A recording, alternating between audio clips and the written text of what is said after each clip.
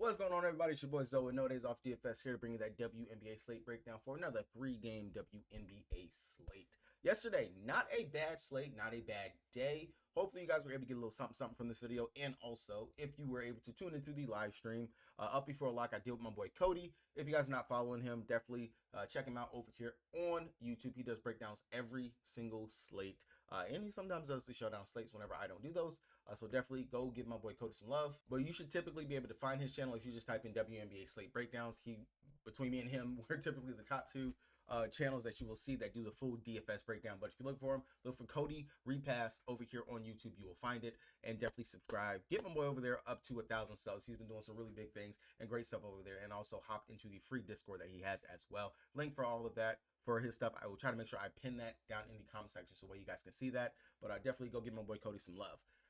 As always, over here on this channel, make sure you guys hit that subscribe button so you guys don't miss any of the content I am dropping over here on the channel. And let's go ahead, let's get into this 3-game slate. I seen yesterday in the comment section, someone said in the thumbnail, it says price picks. If you guys watch the full video, I typically do shout out a couple of lines that I do like for different games, but understand this is the DFS breakdown for those that are playing DFS, which is this right here over on DraftKings and FanDuel. That is what I'm covering. I do a separate prop video normally, which I've been very good in regards to dropping those prop videos, which almost a full sweep yesterday. Besides Canada, she did not hit her assist. Other than that, every other prop play that I had called out in that video, we hit, we cashed them all. I'll do a recap and a full prop video again for today. I'll have that out later on today as well. So if you guys are looking for that content still, again, make sure you guys hit that subscribe button.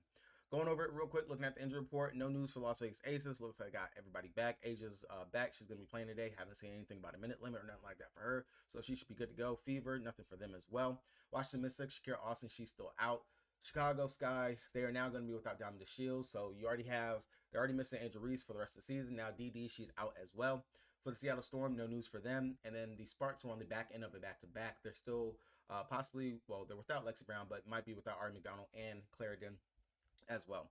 Heading over to DraftKings, if you guys don't got an account, you want one, check the link down in the script below so you guys can get that deposit match bonus and join your boy over here on the King. Now, on today, we have I think probably what's going to be the best game of the slate is going to be this first game, of course. Las Vegas Aces taking on the Indiana Fever. This one should be a good one. Both teams that are in the playoffs, the Aces, they need to go ahead and get it figured out, get the rotations down, and get in the rhythm to get ready for the postseason. Something I never thought I would see would be someone that was going to be priced up higher than A'ja Wilson, which is Caitlin Clark. It's priced at $13K, and I have A'ja Wilson at 12.3. I can tell you right now, what I would think, if you're not a casual fan, if you actually pay attention to WNBA, A'ja Wilson is going to be more owned than Caitlin Clark. Caitlin Clark, to me, would be the GPP option on today's slate. Even going up against Las Vegas Aces still, say it all the time, they play very little to no defense out there. There's going to be two teams that are going to be pushing the pace, fast-paced team, and high usage monsters right there in Caitlin and A'ja Wilson. If you could fit both of them into your lines, I honestly wouldn't mind that at all. If you could actually try to find some type of value over here. We do have the Washington Mystics and Chicago Sky, both teams that one team runs a pretty decent rotation with a lot of players. Other team, they are very short-handed with the players that they have out. So definitely some spots that we might be able to pick and choose where it is that we go with some things. But focusing over here for the Las Vegas Aces, looking at them. Of course, as always, it's going to be, to me, A'ja Wilson, that's a no-brainer. I'm not even going to beat a dead horse.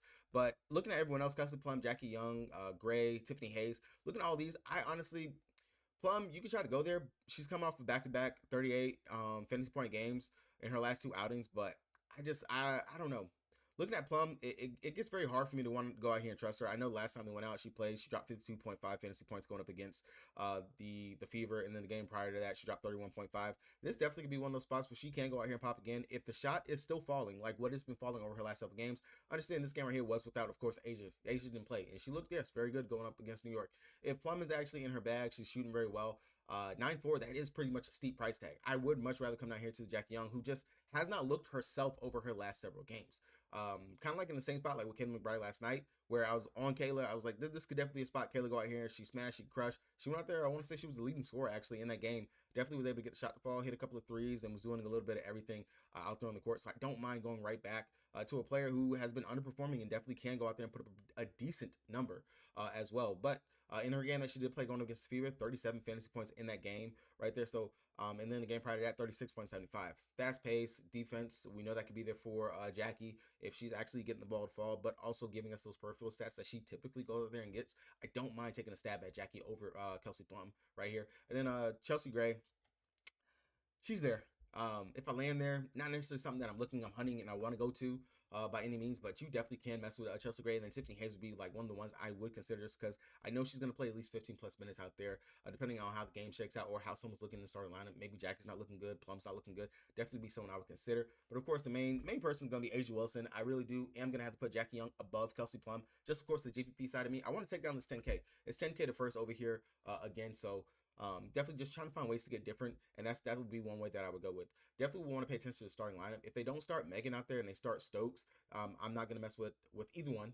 If that rotation was to change, if Megan is still out there in the starting lineup, which she really hasn't given us too much over her last couple of games, definitely a GPP flyer. I'm not gonna knock anybody if they actually want to try that. Not gonna mess with anyone off this bench. I don't even think we've seen Queen Egbo go out here and play. Oh, she played 1 minute versus New York, but she hasn't played anything, and she signed a second 7-day contract. This is her former team, maybe, but I highly doubt that they're gonna do anything even further with that.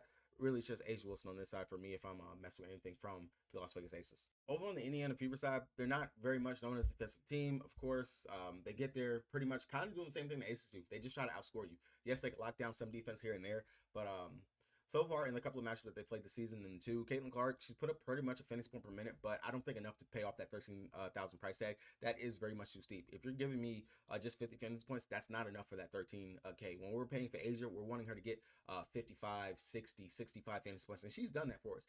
Clark, I really kind of don't see that. I know they're going to buckle down on her between Jackie, Plum, rotating Tiffany Hayes whenever she's out there. Yes, she may try to go out there and bust their ass, but at the end of the day, I'm not going to pay that price for her. I don't mind coming out here to second fiddle. Aaliyah Boston, she has put up a fantasy point per minute going up against the Las Vegas Aces. I don't mind that, but the guard that I will focus on will be Kelsey Mitchell. She has cooled off over her last 3 games, but don't forget, she can definitely go out here and give us a big fantasy point number, especially when that shot is falling. When she's shooting, shoot, and she definitely will go out there and lace it up and drop it down. 31 fantasy points in the second game prior that they played going up against the Las Vegas Aces, and in the first game, 23 fantasy points. But since the All-Star break and the Olympic break, she's looked like a much different player. I know 9.9 is definitely a steep price to even think about playing for Kelsey Mitchell. I would much rather go ahead and play Jackie Young, and then if I have to, I would rather play Plum. When it came down to it, but definitely someone who is a GPP option in consideration, because I highly doubt anyone is going to click that name. Unfortunately, somehow, some way, I have to mention Lexi Ho because she's getting the minutes. She's out there. Her defense has been good. She's blocking shots. She's getting steals. She rebounds very well. And then also, if the shot is falling, the shot's falling. 7-3 is a bit up for a price that I would even consider for Lexi, but on a slate right now where the value is like balanced build probably will be more than likely the build that actually wins you on tonight. I'm going to have to consider Lexi Hall and also Tabby Fake Bentley. As we do know, when she's there, when she's able to play, they're going to give her the minutes. They love her over Melissa Smith no matter what happens. Fag Bentley can be going out there having a bad day. They're still going to play her. Fag Bentley is actually a pretty good defender. Definitely is a step up over what Melissa Smith actually offers whenever she's out there on the court. As you can see, when Fag Bentley is healthy and good, Melissa's minutes are pretty much capped at the low 20-ish minutes right there. I definitely don't mind pivoting, going over to Fag Bentley if I am going to be deciding between one of the bigs. In 26 minutes, she dropped 25 fantasy points. The game prior to that, I had a missed call, sorry. Game prior to that, let's see. She played 19 minutes on to give us 19.5 fantasy points. So, yeah, she has put up a fantasy point per minute, but I would much rather take the chance over here on Fag Bentley if I am choosing between something over there. Going over here to Washington, again, a team that's trying to get out of the playoff picture, not really trying to win any games or anything like that. Chicago, team that is wanting to make the playoffs, is looking to make the push. Washington, they're running a pretty deep rotation, playing their starters like 20-ish minutes whenever they're out there on the court. I'll say Sykes' price is definitely starting to drop. Definitely a GPP option, but I just feel like her minutes are capped between low 25s. Like, she's not going to play the deep run. She's not going to be as aggressive as what we should expect and what we will want from her out here. I would much rather focus on maybe some of the young guns. Emily Inkster, 8,500 is rightfully kind of priced just for the fact of when she's out there on the court, she is producing almost a fantasy point per minute. When they're giving her the shots, they're letting her go out there and she get the run. She's good. Now, this is a matchup that she should be able to take advantage of in her minutes off of the bench. I definitely do see her going out here and giving us at least about 25 plus fantasy points out here on the court. Let's see, has she had any games going up against Washington so far this season? I don't see anything in here. But I don't mind taking a GPP stab. 8,500 is a lot to pay for a bench player. Definitely understand that. I'm not really just advocating like, yes, let's go ahead and play her.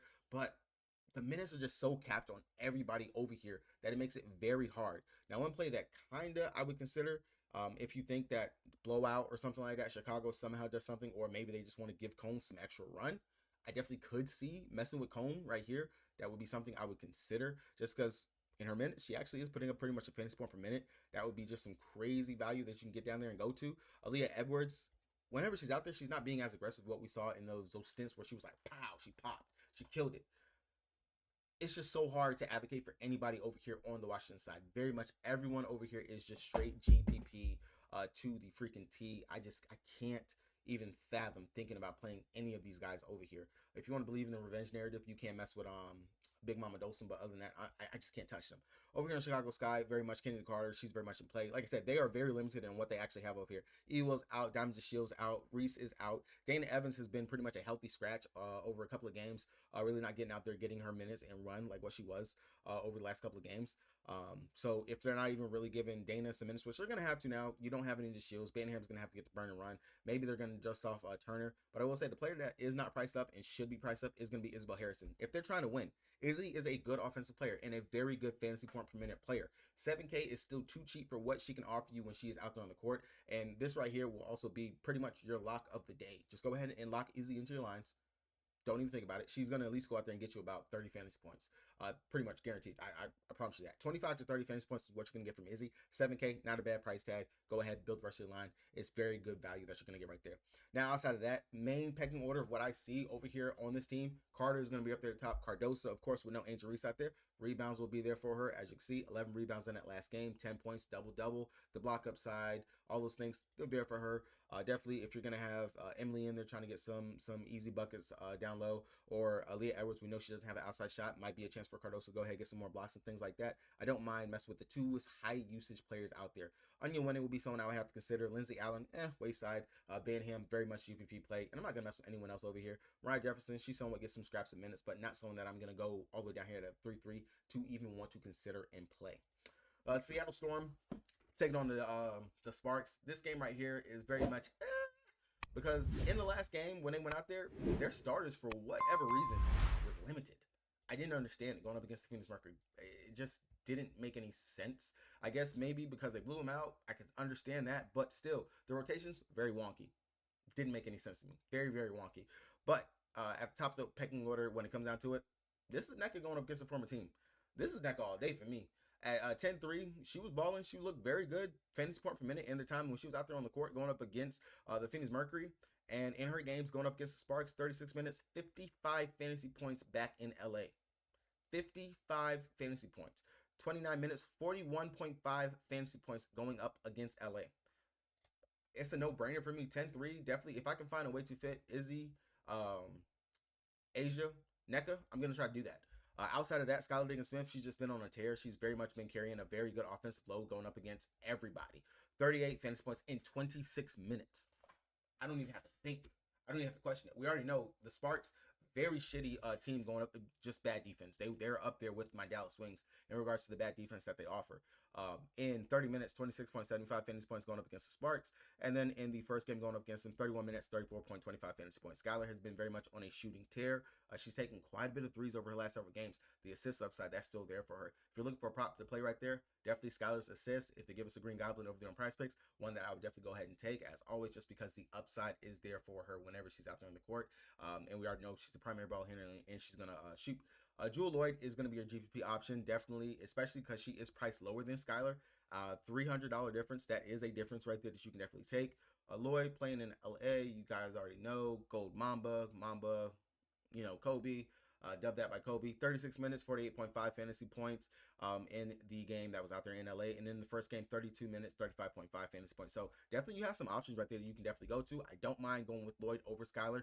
I will imagine that Lloyd will be more owned than Skylar just because, of course, the price difference whenever you're looking at it. So the direct pivot, what is that going to be? Definitely we'll play Skylar over Lloyd if you're thinking about even playing it just like that. But understand, you definitely can stack two of the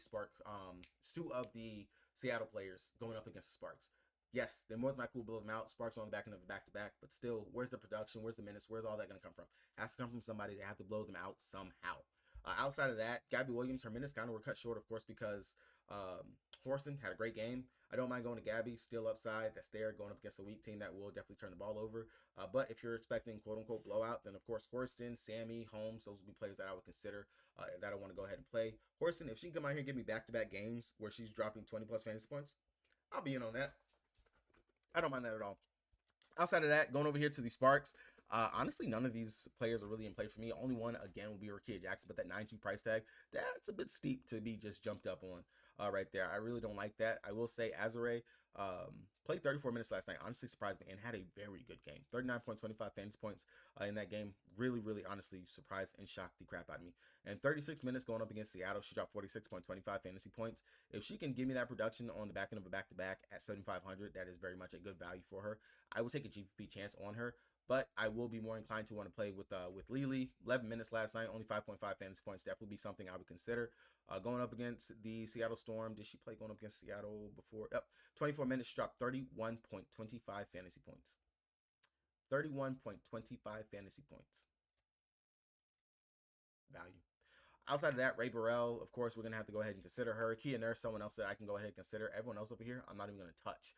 Like I said, it's a very funky slate. The main game that you're probably, I can see game stack stuff coming from, is going to be the Las Vegas Aces versus Indy. But if we can peg and get the right players from these other two games, you definitely will have a very good recipe for success. Today, I will try. Again, no promises like yesterday. I will try to get a full player pool up just because I kind of like this slate. It's very much a very interesting slate, and I want to figure out how to build like the perfect lineup. As you can see, DraftKings, after the contest yesterday did not fill, they slashed the not the prize pool, but the total entries for today to 2,352. So please, y'all, fill up this entry today, so we can actually still continue to get good contest sizes and things like that.